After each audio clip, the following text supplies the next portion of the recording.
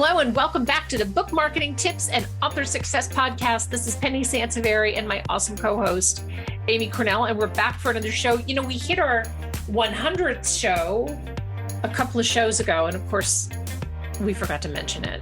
But yay us, we are at I know it's kind of hard when you don't record these in real time, and I feel like I'm not, revealing a secret that anybody that listens to podcasts doesn't already know, that nobody is recording their shows in real time. Everybody tries to work ahead and record ahead and things like that. So it does get kind of tricky with the logistics of like, wait, when do we mention this? I think I royally screwed up something around Thanksgiving because the episode wasn't going to come out until Christmas or something like that. And here I am talking about what I was making for Thanksgiving dinner. So.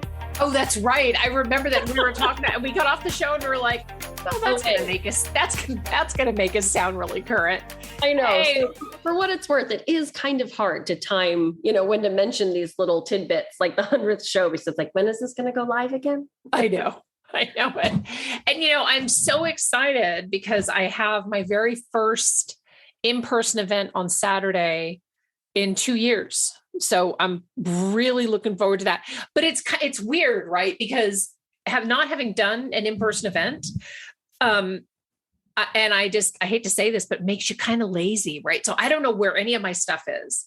So, and by stuff, I mean, like, where's my adapter for my PowerPoint, right? Where's my computer adapter? Because I'm the person that shows up with the Mac and everybody's like, oh, you have a Mac, you need an adapter. So I have to have my adapter of my PowerPoint.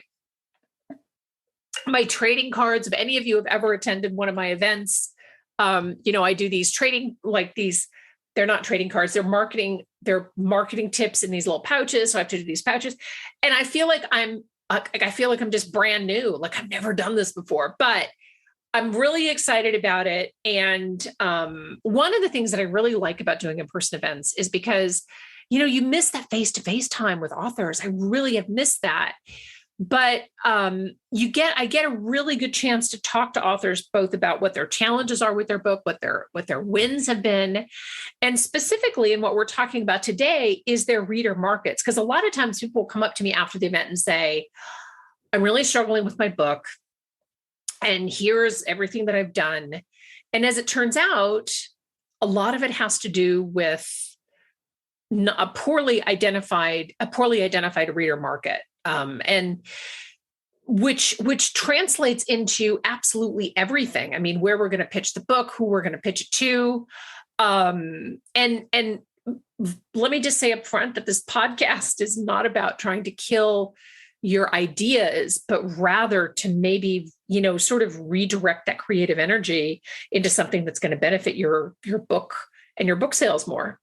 Yeah, absolutely. I mean, understanding your reader market and even more in depth, and I know this sounds scary, but once you start doing the work, the buyer psychology about why readers in your genres, what they're looking for, how they find books, things like that. I mean, that really permeates everything we do. It's definitely important for pitching, but it really needs to be a consideration every time we work on an author's behalf. So our head is in that all the time. So to your point, Penny, we're not here to kill dreams, but we're here to help you make smarter decisions that will benefit you more in the long run about, like you said, where to focus your time and energy. Right, exactly. And sometimes I think where this comes up a lot is that when I talk to fiction authors and they want to get into very creative markets. And I think that some fiction authors, sorry, I'm going to take another drink because for some reason, like the air is really dry here today. I feel like when microphones come out, that happens. I swear. It's like the curse of podcasting. The minute the microphones come out, I'm like, oh, I have to cough. What's going on? But I think that some authors get really lucky with extremely creative pitches, right? But it's mostly in local media.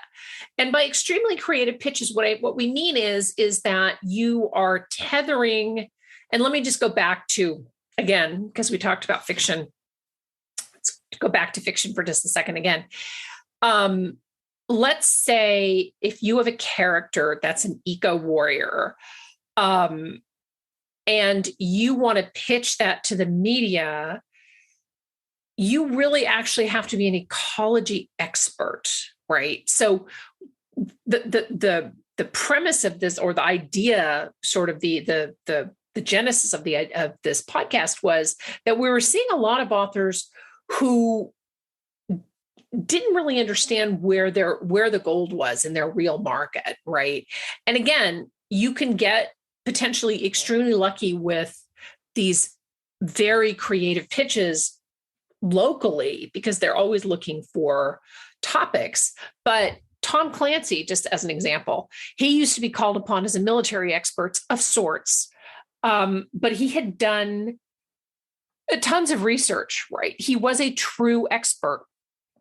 And I really think that it wasn't until he had more than 10 books out, totaling millions in sales, and he was a household name, that, TV stations started calling upon him to ask him about, as a submarine expert or something along those lines. I mean, am I making sense, Amy?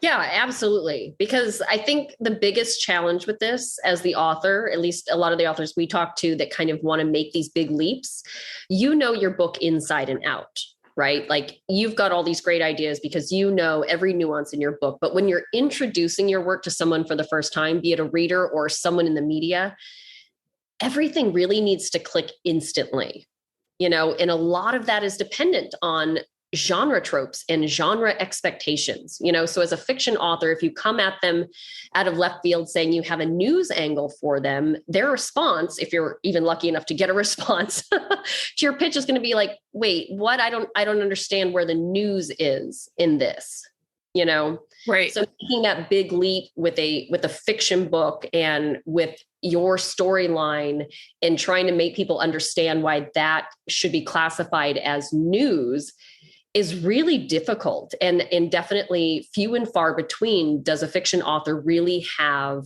a legitimate enough connection for that to make sense. I think that's a really inspired, what you just said, specifically legitimate connection, because it is a great long-term goal for the right person. Like Clancy, just to go back to that example, this doesn't happen overnight, but you also have to be realistic. I mean, are you trying to become an expert?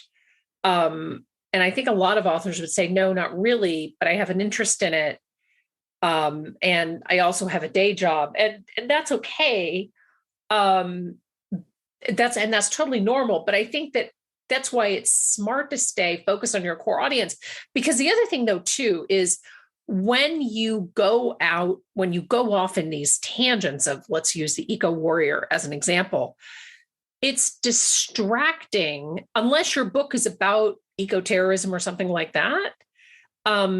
It gets to be a little distracting. Like, you want to stay, you want to stay focused. The other issue to consider when pitching yourself to these markets is that those may not be the readers that are interested in your book. So that's another piece of it too, right? Mm-hmm. So you have a book, let's go back to the eco-terrorism, right?